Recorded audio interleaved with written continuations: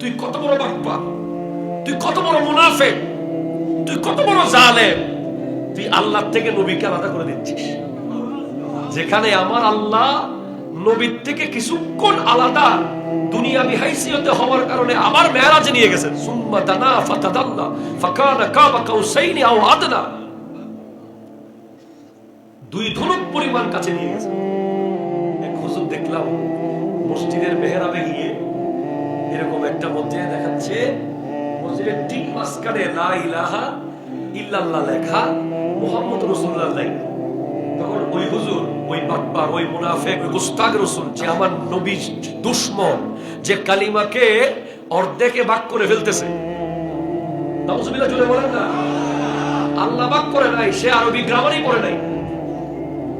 লা ইলাহা ইল্লাল্লাহু মুহাম্মাদুর রাসূলুল্লাহ মাসের মাঝখানে একটা ওয়ানে নাই আল্লাহ, এবং মুহাম্মদ রাসূলুল্লাহ বলে নাই আল্লাহ।